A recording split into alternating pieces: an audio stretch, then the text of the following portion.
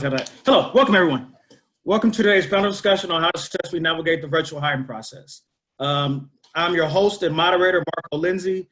I am a board member for the 100 Black Men of the Bay Area, if you couldn't guess. I'm also Associate Director for Diversity, Equity, and Inclusion at UC Berkeley's High School of Business.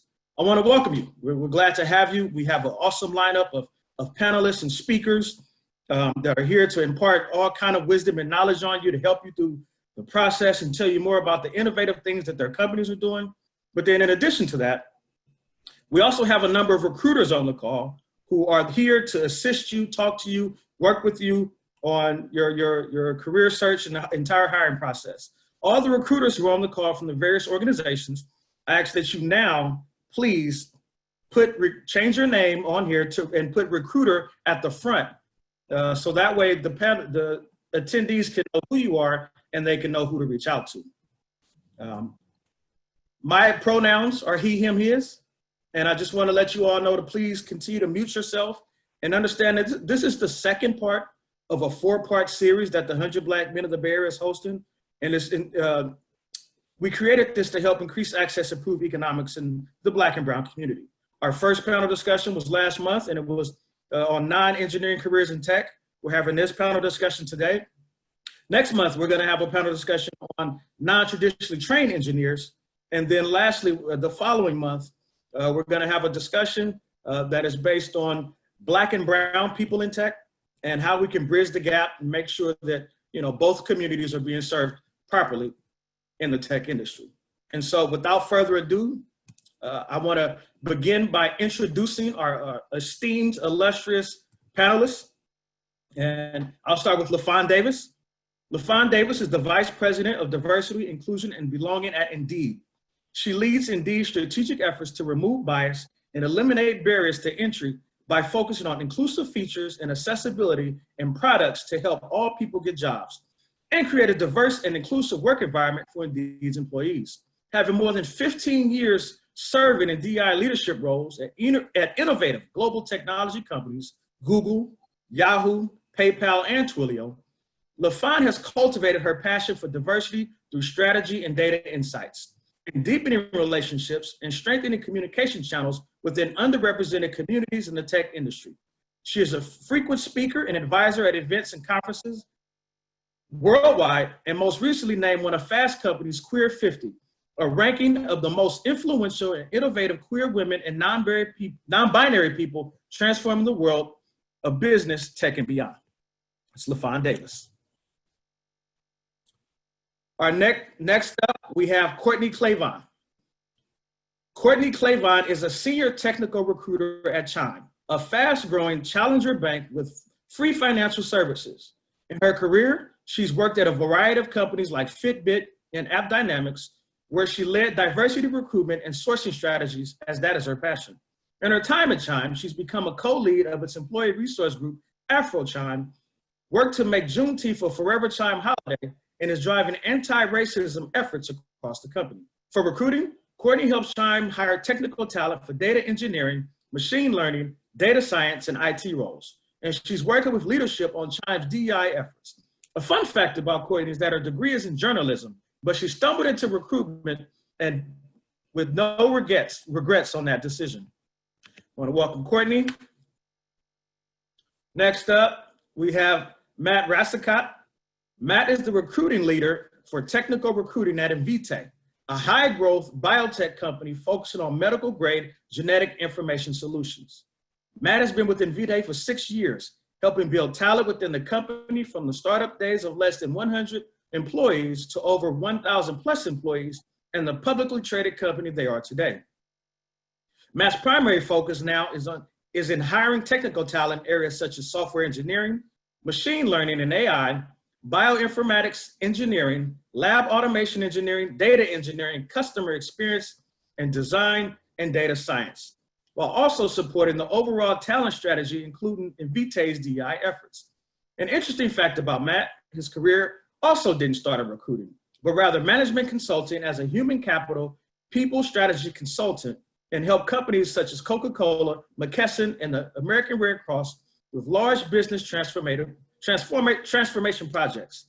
He could be more excited about the transition into talent acquisition over the years and the joy that comes from helping create the win-win of people finding their next career opportunity while helping companies and teams grow with great talent. We want to welcome Matt.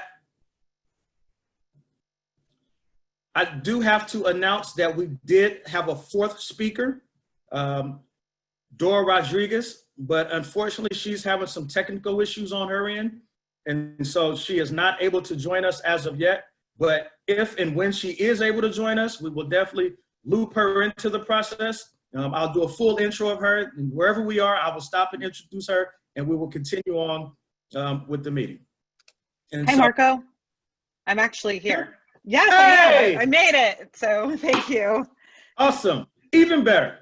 All right. So let me introduce this wonderful panelist, Dora Rodriguez. Dora Rodriguez joined Wing as the head of talent in May of 2018 to build recruiting end-to-end as part of the graduation process from X. Prior to joining Wing, Dora was part of the growth-oriented talent acquisition team at Chewy.com, a leading e-commerce pet retailer in Dania Beach, Florida. A graduate from Southern Methodist University with the BFA in theater, Dora started her career in retained executive level search at Taylor Winfield, where she focused on building out Fortune 500 VC-backed and private equity-backed companies in technology, media, telecommunication, clean technology, and retail sectors. It was her experience in retained search that solidified her passion for technology and building high-growth startups. Dora is also the founder and co-lead of Latin at XYZ, an employee resource group for the Latin X community at X, the Moonshot Factory, Wing, Verily, Waymo, and Loom. Outside of work, Dora is an avid DIYer, loves cooking, stand-up paddleboarding, and going to watch live indie rock music. She has 2 dogs and lives in Menlo Park with her fiance, Jason, since they moved to California. Let's welcome Dora. So, without further ado, I am going to jump into a set of preset questions that I have for our panelists. At the conclusion of asking these questions, I will open it up to the questions that you all post in the chat for our panelists to respond to. And then after that, we will break out into breakout rooms for you to connect with our panelists as well as the other recruiters that are on the call. Quick note, 2 things you should do. If you have a question as it comes up, make sure you put it in the chat. Secondly, and I would say maybe even more importantly, make sure that you find your LinkedIn profile and add it to the chat as well. Let's make sure that we connect with one another, as this is the new way of networking that we have in the world today. And this is a networking event, but it also makes sure that our recruiters and our panelists have your contact information if they're interested in getting back to you on any questions that you may have. And so, LaFawn, I'll just start with you. Tell us a bit how you got into tech. So I like to introduce myself with my pronouns, she, her, and queen. And the way that I got into tech was interesting. I also like to start with intersectionality. So I'm Black, I'm a woman, I'm queer, I have an adult son, I'm a woman of a mature age. And so my career actually started with the first .com bubble. Lots of startups that don't exist anymore. And I really started off in operations. My biggest one after that was Google. And that's when I got into the diversity space. So it was interesting for me because although operations was really where my career started, I found a passion for diversity there, just being one of the founding leaders of the Black Googlers Network. And that's what really gave me the foray of like, oh, this could actually be a thing at work, where we try to not only get more people that look like us to be in the company, but really take a look at the way that we work and the way that we hire and all of those great things. So from there, you mentioned like all of the companies I worked for, and it's been kind of growth over growth over growth after that, doing kind of culture and employee engagement. I even did a stint with employee communications because I really love comms. And then ended up here where it's not just a focus on the HR-y things for diversity inclusion, which are very important, but also taking a look at product and inclusive products, inclusive features, accessibility, some of the things that wouldn't sit in a traditional D&I team. So I love the evolution and the progression that I've been able to take, but it's definitely been not a straight line. I've kind of gotten experience all over the place. And I think that's what makes tech so great. Even if you're not technical, there are lots of opportunities to kind of move around and really help to create business impact. Thank you. Thank you. Very helpful. If anyone else wants to expound on how they got into tech, we'd open it up to you. Yeah, I guess I can go. So I'm Courtney.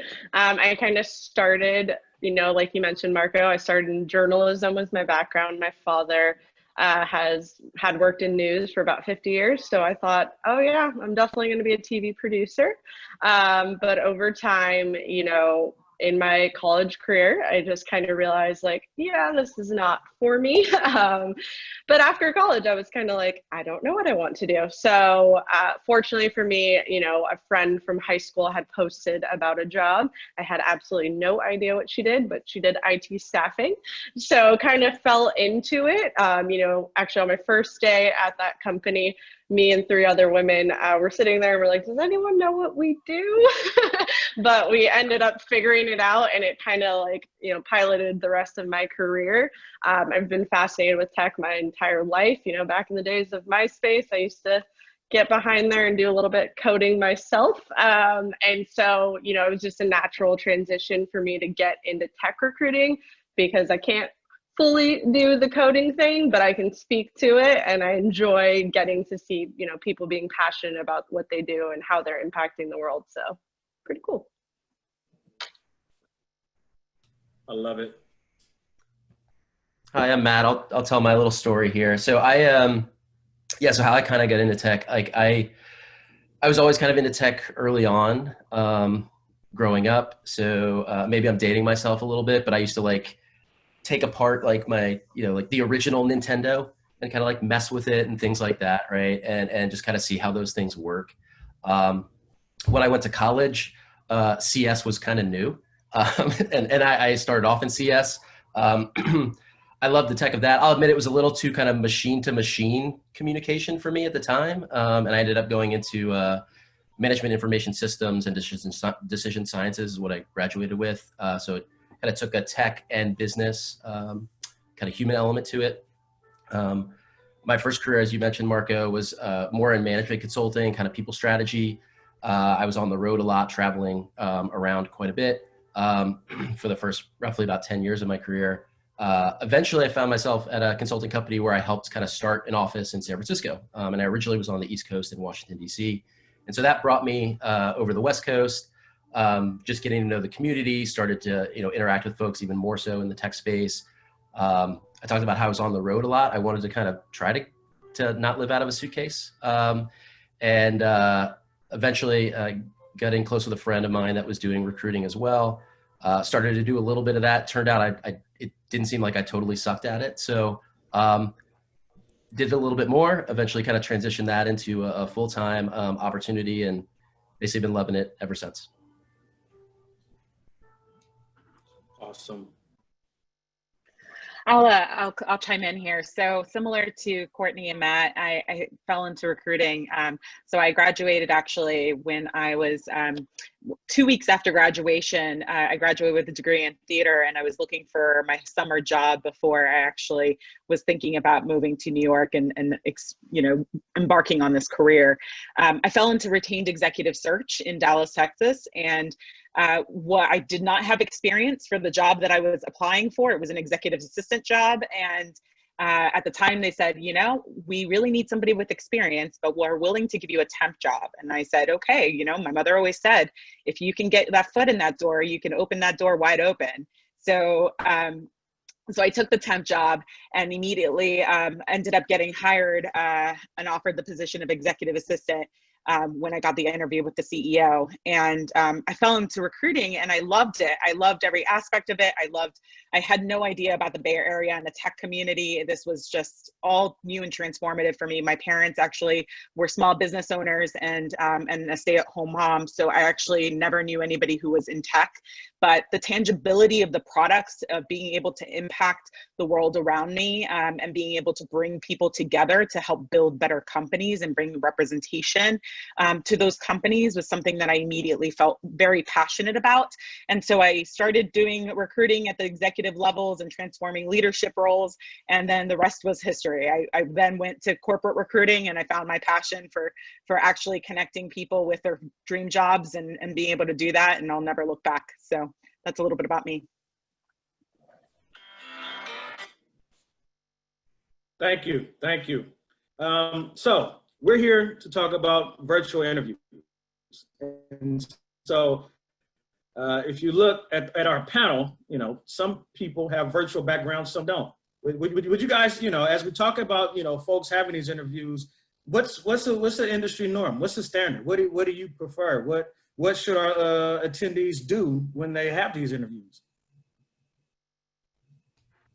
Yeah, so this is Matt. I can kind of lend my thought to that. I honestly think that this is a pretty subjective component. I do think that a lot of it just kind of depends on what your personal preference is. I think for the most part, like LaFawn and Courtney, for example, like have I think they're natural backgrounds. I have a virtual one, so I'm doing a little bit of advertising as well, right? But so I think it's a different need and a different preference. Like if I turned on my natural one, I would be embarrassed. So that's also part of it. Is I think a lot of times, like when we're talking about virtual interviewing and hiring, a lot of times I'd advise people that you want the focus to be on you as much as possible, right? And so if your background is distracting, that's probably where you might want to have a virtual background. But if it's a professional setting, you know, just kind of your natural setting, then I think natural's a great way to go to. Yeah, I can also piggyback off that. Just making sure that your virtual background isn't moving, because I also think, just like Matt said, you want the focus to be on you. So a distracting virtual background is, you know, oftentimes going to be a little bit hard for the interviewer to really focus on that. So you want to make sure that, you know, your background is, you know, blank. I also agree with Matt. It is a subjective thing, but, you know, not everyone has an environment where they can, you know, have a blank background like me. So you want to be cognizant of that as well.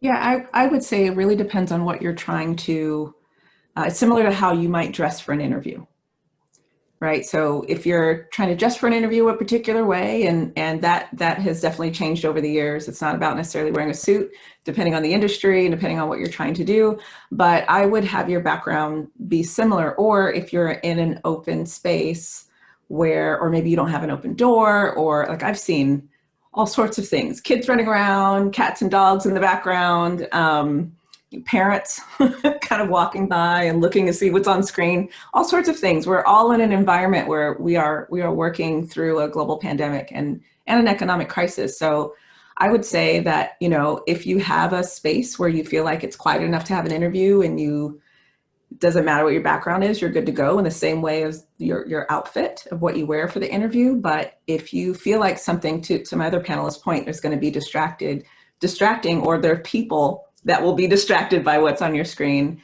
then a virtual background is great. And it's pretty easy to do. There's lots of backgrounds you can download from the interwebs that are very professional.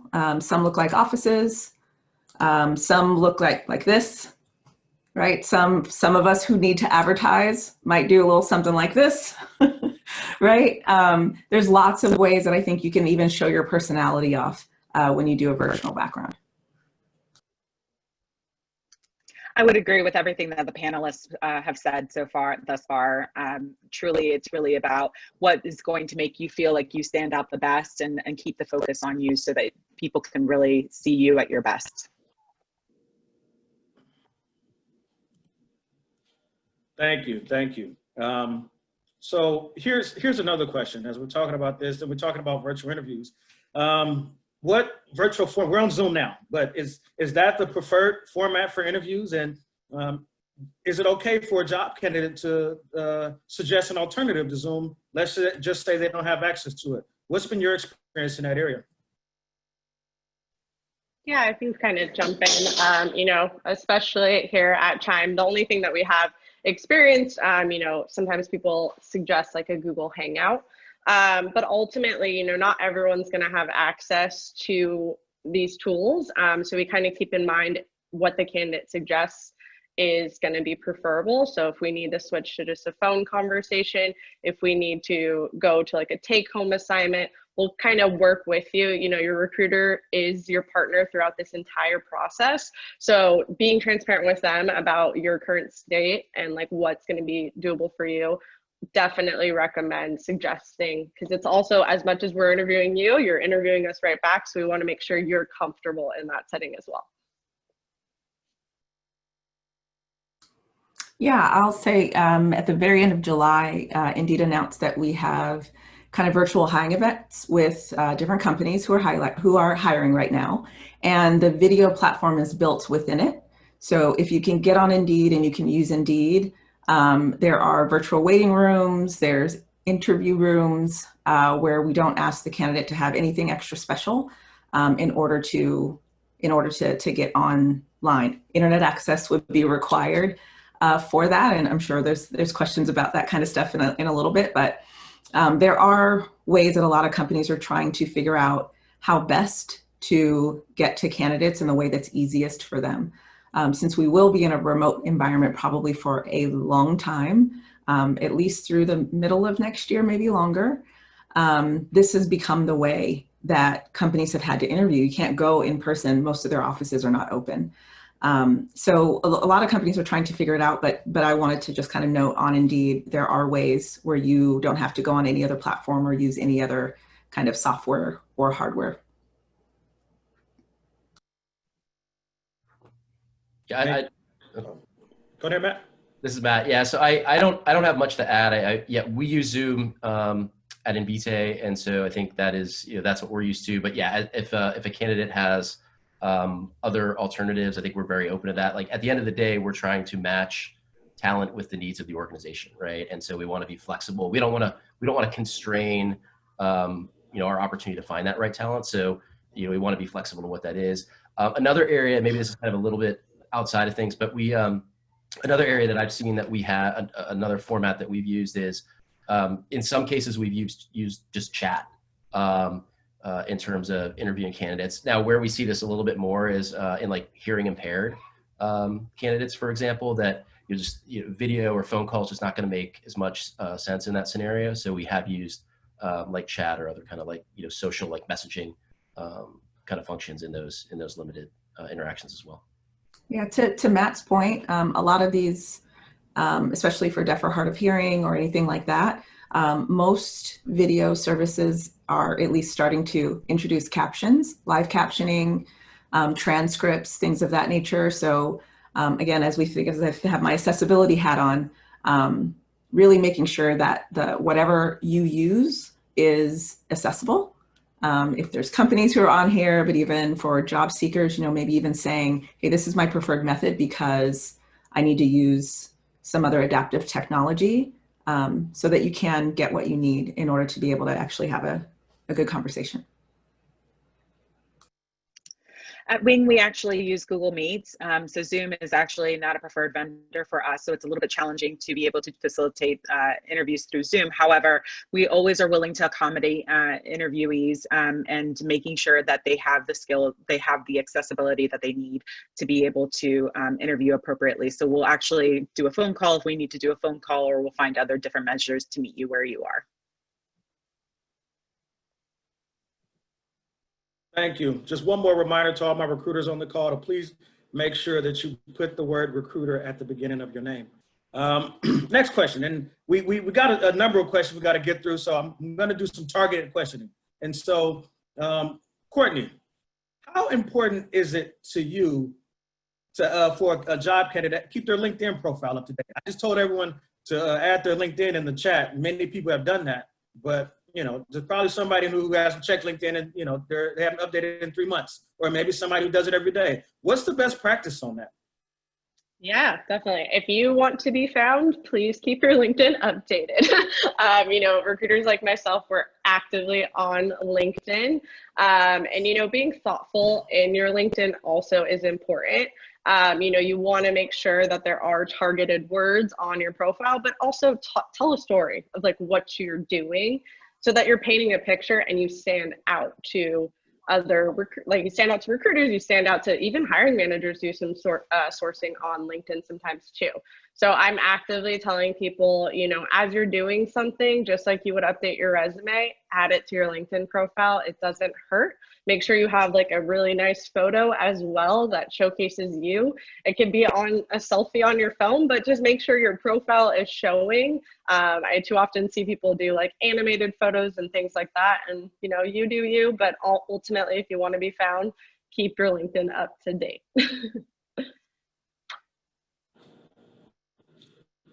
Thank you.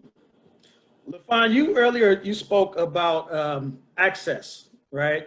And accessibility, I should say. And so we're talking about virtual interviews. We realize that most of your organizations, want to be diverse, want to be inclusive. What are your thoughts on folks who might not have reliable internet access at the time of the interview? How does that work? How are organizations navigating that? Yeah, so some advice I would give to job seekers if they don't have reliable internet at home is, if it is at all possible, and I know transportation can be an issue as well, to get somewhere where they have free Wi-Fi, like a Starbucks or near a community center or a library that might have free Wi-Fi that you can use. Even I've done interviews where people are in their car because their home environment just isn't conducive. It's not quiet enough to be able to do an interview. So there are lots of challenges that people have, and we all know that disproportionately it has affected Black and Brown communities. And so being able to be somewhere that's, one, quiet, and two, has reliable internet access is really important. But then also just being really clear with the company. If sometimes technical issues happen. I have reliable internet and it shut off the other day in the middle of a conversation.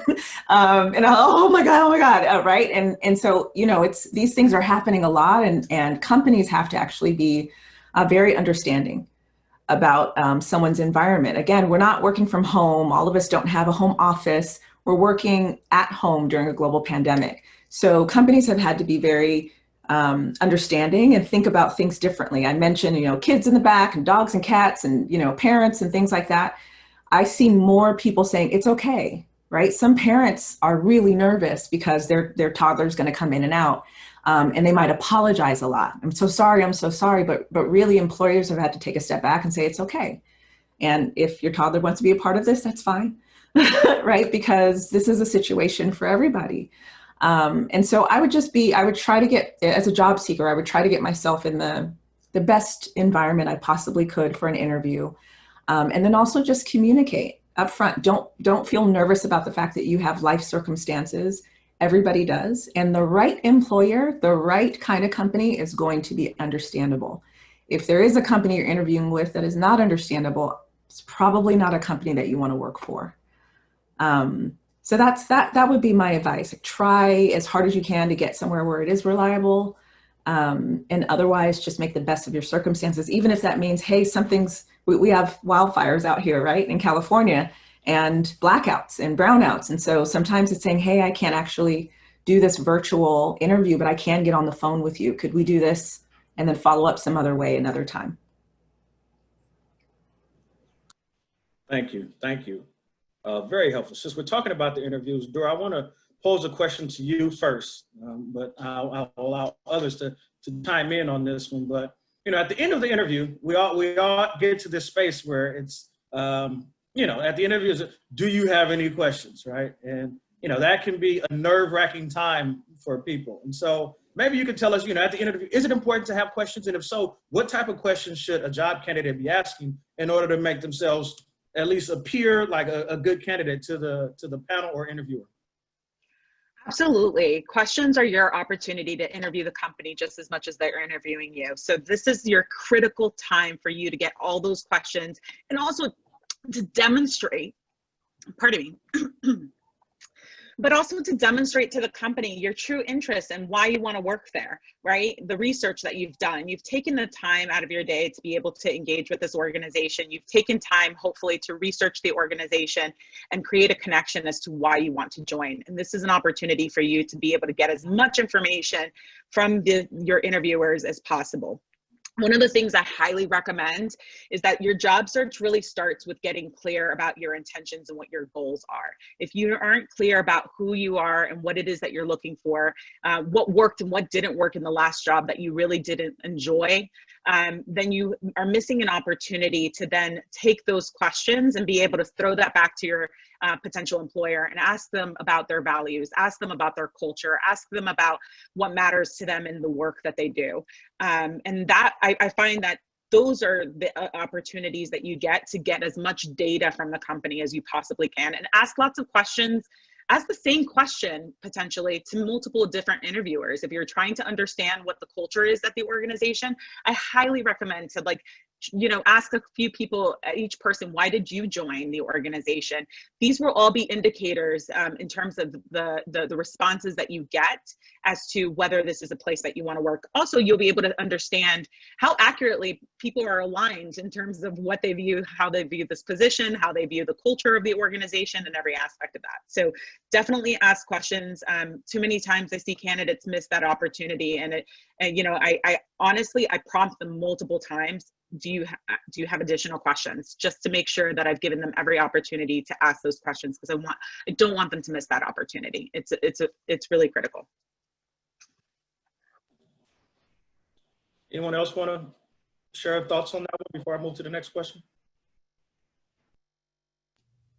Other than just totally agree, like super critical part of the process. I even so much so that I'd say, like, and I don't know if this is right or wrong. Again, I think it's a little subjective, but if I ask somebody if they have questions and they say no, it becomes a bit of a turnoff, quite honestly, because I think it is a big part of showing a level of interest and investment, right, in the process. And so, yeah, I think it is really, really critical to, I'd say that's one of the biggest things you can do is prepare questions for an interview. It's very, very important. Matt, let me follow that up with you. So once a candidate submits their application to an organization, how or what can be done to ensure that they get an interview? I know sometimes we have issues with company ghosting people, right? Where, somebody either applies for a job and then they never hear anything back. And then they're wondering, should I keep following up? Should I send another email? The wheels are turning. They're kind of, frustrated, upset. What can a career seeker, a job candidate do to help either put themselves in the best light to A, go from, application to interview, and B, not get ghosted? Yeah, it's a great question. So again, I think this is everybody, we're all humans. We all act a little bit differently around this sort of thing. I'll admit, like, for me, the squeaky wheel does work a lot of times, right? And what I mean by that is following up, right? Like we talked about, like, questions being an opportunity to show kind of like level of interest and investment in the role. I think following up is another good one. And following up can be pre-interview, right? That can mean, hey, I just applied, or I'm interested in your company. Can I spend some time talking to you about, different opportunities and things like that? Now I know everybody's time is limited, so sometimes that's a little bit harder to do, but I do think that, like, for me, if somebody is applying, if I get a reach out from typically like LinkedIn or email or what have you, those are candidates that I typically am going to take a little bit more seriously. Those are resumes that probably are going to jump a little bit higher to the top of kind of viewership. And so I do think that is a great opportunity. That doesn't mean that an interview automatically is happening or anything like that, but I do think that, reaching out and following up and making sure that you're, kind of setting yourself apart, because a lot of times that's what that does, right? Instead of it being like, hey, there's 1,000 resumes, it's like, oh, I heard from these 2 people around these 1,000 resumes. I'm going to check those out first. So I think that's helpful. Ghosting's a whole nother interesting one. So I'm sure, like, to some degree, I think every recruiter here probably, if we're being totally honest with ourselves, has ghosted a candidate at some point or another. I can't speak for everybody else. I know, like, I know myself, and I know at Invitae, like, that's never our intent, right? But the nature is, again, like, we're all humans. Like, there's going to be things that we miss, right? We're going to talk to a candidate, and we're talking to so many candidates every day, and just sometimes we forget to note exactly who that was or what that situation was, or we don't fully complete a scorecard or make ourselves a reminder or whatever it is. And just organizationally, we lose that person in the process, and it's unfortunate. So I think a lot of times it's not an intentional thing. On the like how to make sure that doesn't happen as a candidate, I'd use the same logic that I just used for the applicant, right? Like, again, like, it's really important to follow up. I don't think, I never view that as an issue of pestering. I view that as a level of interest, right? And so when I'm talking to a candidate as a recruiter, I'm going to give them my information. I expect them to follow up with me if they are interested and they have questions, or if their timelines change, they want an update, whatever that is, right? So that's an open invitation to reach out.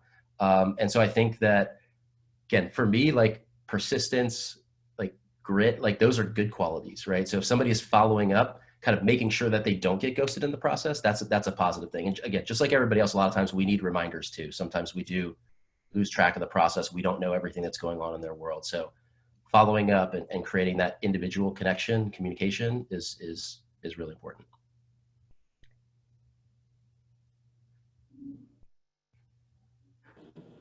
Thank you. Dora, you have any thoughts on that one? Yeah, I think I agree very much with what Matt says. I think when it comes to the theme of ghosting, I don't think that it's always intentional in terms of what that recruiter is they might have hit a very high peak. There might be other reasons. I will say that I know that there have been moments in my time where in my career I haven't followed up as effectively as I wanted to. But even if it's a month later, I will still follow up and say, I am so sorry that this time has gone by. And I still wanted to make sure that I closed the loop with you, because I don't want you to feel like you were left with no feedback. And similar to that, if you follow up with candidates, if you follow up with your hiring team, the recruiter, definitely just be okay to just say, hey, whichever the way the outcome is, I still want to close the loop with you as a candidate. And people will appreciate that. People will respond. I think, especially if you have a recruiter that is probably starting their career, sometimes they don't know how to release a candidate. That's sometimes a very overwhelming feeling for a recruiter as well, when they're just starting in their career. And so it might be that they feel bad and they don't want to say no to you. And so being sure to, like, open that space to say, hey, whatever the outcome is, I accept it, and I'm grateful for just hearing back from you. And I think that that's worked really well in the past for any candidates that we have. But we do also follow up. We do pride ourselves on working to follow up here at Wing, and similar to that, reviewing all resumes manually. So we actually don't have recruiting software or anything like that at Wing that reviews resumes for us.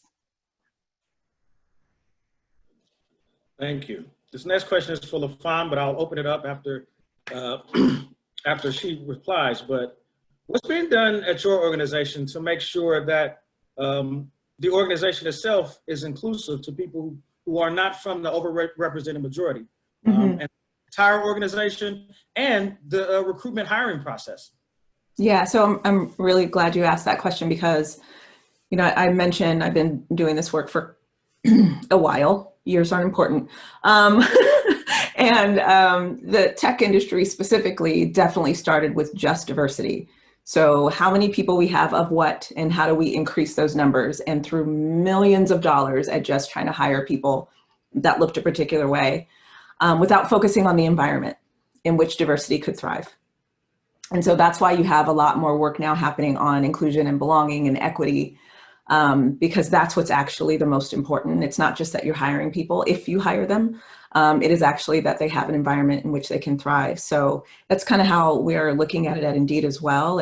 Diversity is all the things. It's, background, it's experiences, it's leadership styles, it's all of the things, but it's the inclusion or the intentional actions that you make to make sure that employees feel trusted, authentic, valued, that their voice is heard, and that they can thrive. And we're focused on belonging in a way that's you know, belonging is a sense of community. It's a feeling of connection with the people and that experiences that make you feel like you belong. And it's not necessarily tied to how we look or how we identify. It's just, you know, people that make you feel connected. And I will always say, even though I gave you all of my layers and identities before, like, my people are conspiracy theorists. If you're a conspiracy theorist, we are on the same page and we can have a side conversation and connect later. But it's like, that's what makes me feel connected to someone. I'm like, oh, we have a similar experience. So it's also creating those spaces, and a company's mission can also help as well. You have some great companies that are on the panel today, and the mission of those companies can actually help people feel grounded and connected. So I think what companies have to do, what my company is doing, is being very intentional about those things. And it is also focusing on long-term systemic change. So yes, we want employees to feel great and wonderful and connected, but we also want to make sure that we are dismantling systems that have been put into place a long time ago that have created barriers to entry and bias. So taking a look at how we're hiring, what kind of funnel do we have? How are they moving through the process? Not just with data, but also addressing hiring manager behavior. So if you have hiring managers who maybe they're screening out more underrepresented populations than they should, then that's how we want to look at that and address the behavior that there is. And taking it a step further beyond unconscious bias, which has become a catch-all, especially in this industry, because everybody knows we're all biased. So people are just kind of like, oh, we're all biased, so it's equitable, it's fine. Not thinking through what we can do to mitigate bias, not thinking through what their actions and the actions that they take, what that means for someone else. They're actually stopping someone from getting a job, or stopping someone from getting an opportunity or getting promoted. It's far beyond just awareness of unconscious bias. And then also going pretty deep, like we rolled out anti-Black racism. If we've decided as a company to be anti-racist, then there's work that has to be done. And I think that part of that work is increasing empathy and helping people understand other people's lived experiences.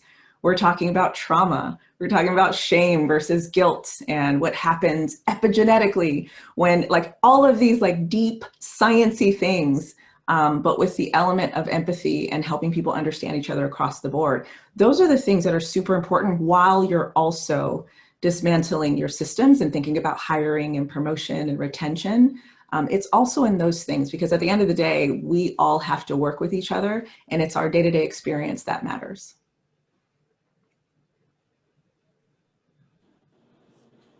Queen LaFawn, that was pretty amazing.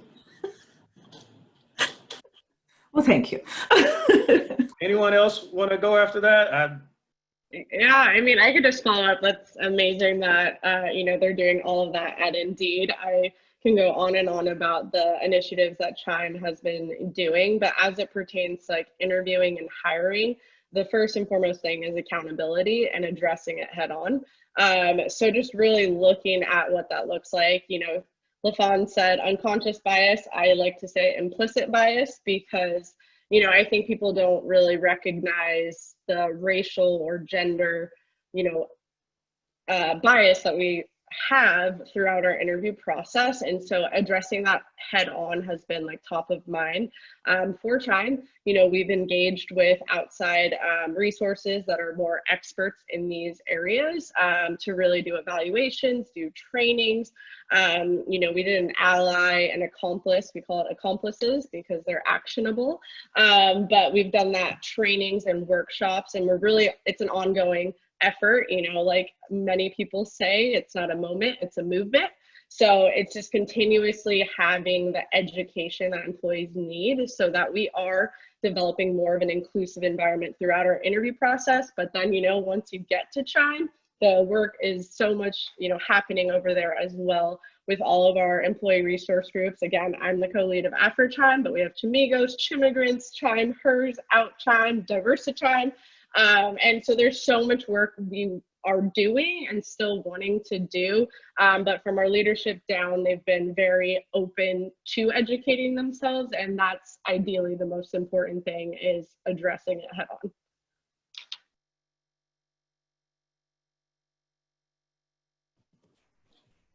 Very nice, very nice.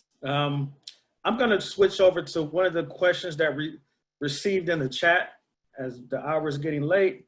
And just as a reminder, everyone, we will be breaking up into small groups after this. And so all the questions that you put in the chat, remember them if we don't get to them, because you can ask the recruiters or our panelists those exact same questions directly.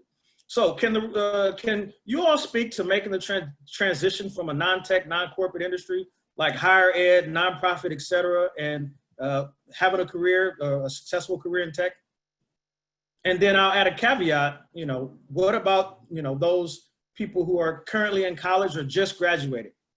So non-tech into tech, non-extensive work experience into tech. And I'll lob that up for whoever wants to go first.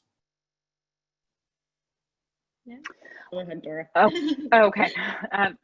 So I would say when you're making a transition in your career, it's always a best to try to connect with people in that field, try to understand what it is that you think that you want to do as a next step, and how your skill set and your prior experience can be applicable to the work that you'll be doing in the future. So definitely start networking, start getting into calls with people who you think have the jobs that you want. Start understanding what a day in a life looks like for them, and see if that's something that you're truly interested. Interview them, right? And they'll be powerful assets for you. I think also networking is really key when you're thinking about a career transition into tech. Building relationships from a who can connect you with those jobs perspective, I think is also really key and important around what you're doing, and getting really clear with yourself. I think I said this previously. If you haven't done your pros and cons list of what you liked about your last job and what it is that you are looking for in your next job, get really clear with what it is that you value and who you are and what it is that is important, what you would like to see in the next role or organization, because that will be the foundation which you will set for your success of your interview process and for your career. My career was not and is not still a very direct path. It's been a very windy path. And for the longest time, I kept searching and talking to executives and candidates of all levels, both entry level, et cetera, trying to figure out what the secret sauce is. How do they get to where they go? And the reality is that it's about knowing your authenticity, yourself, knowing what it is that is important to you, what you want to do, and going after that. And when you go after that, that passion seeps through. That passion is translatable to other industries. And then if you don't like it, switch, change again, and practice the same thing. Build a network again. Talk to people in the next role or the next industry. But the more information that you can collect about yourself, about others, about the work that you think that you would want to do, the better and more clear, the better insights you'll have, and the more clarity you'll have to be able to execute a successful job search.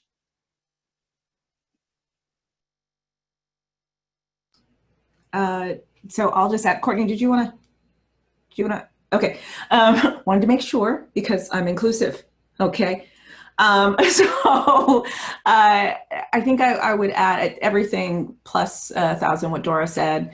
I think also when you're looking at, I'm looking at all of these LinkedIn links, and as you're looking to present yourself in your resume and your LinkedIn profile, which can be different, right? Your LinkedIn profile is going to have slightly different information, not that it's not true information, but your resume may read differently than your LinkedIn profile does. You want to make sure that you're focused on your skill set and your experience as opposed to just the jobs that you've had. So there's resumes that are chronological order with the name of the company and the skills and what you did and all of that. When you're going into a different industry, you have to flip that. So what's important that recruiters see at the top is your relevant skill set and your experience, and then you can put the rest of it below that. Recruiters spend an average of 6 seconds looking at a resume. That's 6 seconds. And there are certain spots on the resume in which they look. There's some pretty cool research about that. And so making sure, to Dora's point, if you understand the industry and the keywords that industry is looking for, I know sometimes it's hard to move into tech from another industry. I can tell you what sometimes recruiters are worried about, or hiring managers are worried about, is can this person handle the pace of tech, right? All industries are not as fast-paced and ridiculous as tech is. So So understand those keywords, understand how you can present your experience as being able to handle a crazy, chaotic environment, right? That's a skill set in tech. It's what they're looking for.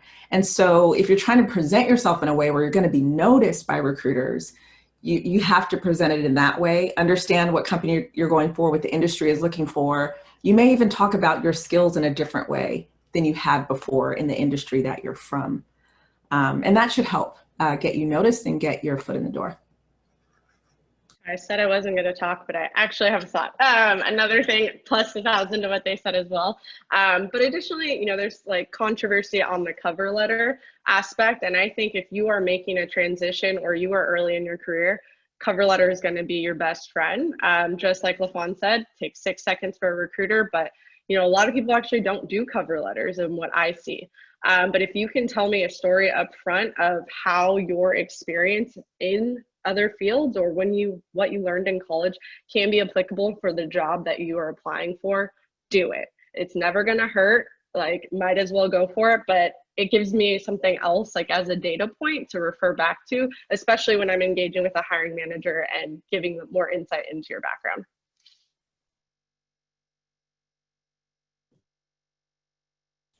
Thank you. We're going to go with one final question before we go into our breakout rooms. And so here's a question for everyone. What would you say is at least one best practice for an interviewee on a virtual interview? What's the best practice? I can start calling on people like third grade if you want, but I'll say be your best self and be yourself. Just authenticity matters. Like, and employers, this is not just a buzzword. I mean, I think we're living in a day where, just like LaFawn had said earlier, like, be transparent with the folks that you're interviewing with. Let them know what it is that you like, what you can do. If you can't do things, just be honest with them. And the right companies are going to appreciate that. If they don't appreciate that, they're not the right company for you. I do believe that there's a place for everyone, and it's just about finding the right company that brings out the best and really appreciates and values who you are, your authentic self. Yeah, I totally agree with that as well. Additionally, I would just say practice. You know, it's a very inorganic way of doing things now. And like, I have headphones, but you don't know, like, if your Zoom's working, your internet's, to like try to practice, test it out beforehand. But also, you know, at Chime, we've already spoken with all of our interview panels, and also just kind of give you all the benefit of, you know, that you're not being tested on your Zoom quality. You're being tested on, do you have the right skill set for the job? So also be patient with yourself. It's a stressful time in general, and interviewing is always stressful. So again, what Dora was saying is, like, be transparent, be authentic, and be upfront. Like, if you're having issues, tell them you're having issues. And again, what she said, if a company is going to dock you for that, then it's not the right place for you. Yeah. I would add, so I think that's all. I mean, at the end of the day, right, it's still an interview. And so those things are, you know, a lot of things that work in just a regular in-person interview are going to work in a virtual interview. But I think one of the things that that at Invitae, we actually send out a kind of like a best practice, kind of like primer guide to all of our folks that are doing virtual interviews, just to kind of give them like a little checklist to work off. The one that I would say where I see kind of like the biggest pitfalls is test the technology. Like, a lot of times we send out, again, we use Zoom, so companies use different things, but we originally send out the link. You can click on it once it comes, right, and still be able to click into it. It lasts, right? It's a link that lasts for, you know, up until the time that the interviews are completed. And so I'll be honest, like, we even did it today, right, Marco? Like, you know, before this conversation, we all hopped on here. We made sure our cameras, and I started talking, and Marco was like, "Hey, you're on mute," right? Like, these things are going to happen. But it's really important that, I think, you don't just hop into an interview in the virtual setting. It's really good to, I'd say, you know, once you get that link, check it out, right? Like, check the lighting, check your camera angles, and then do it again the day of, right, before things happen. Because if anything is happening, you want to let people know that those issues are happening ahead of time. I think that's really going to help you. That it shows that you're, again, prepared. But I would just say test your microphone, test your camera, test your internet connectivity. The more you can minimize that risk, I think the better situation you're going to put yourself in. And you're going to feel, quite frankly, I think when you know that things work, you're going to feel more relaxed, you're going to feel more confident, and that's going to come across in the interview too. That part. I know this is going to sound really weird and a little like maybe hippy dippy, but breathe. Breathe. Breathing actually rewires your brain for a little bit. And to Matt's point, you don't want to come across as super nervous or frenetic or, not finishing your sentences. And sometimes our life circumstances lend to that, right? That's why I was saying before, get yourself in a place where it's quiet enough, where you feel like you can focus and concentrate on the interview, because life also takes us away from being able to focus. So before the interview, good 10, 15 minutes before at least, do all the things that my panelists have said, test the things, make sure your background, there was Walt on the chat said, make sure your interview background is different than your happy hour background. True. Also, get some solid cups. Nobody needs to know what's in the cups, but you need to breathe. You need to breathe, get yourself settled, get yourself set, and then you'll be able to have the interview with the confidence that you already have. You just need to be able to set yourself in that place and take a moment. So like 3 deep breaths and then start your interview.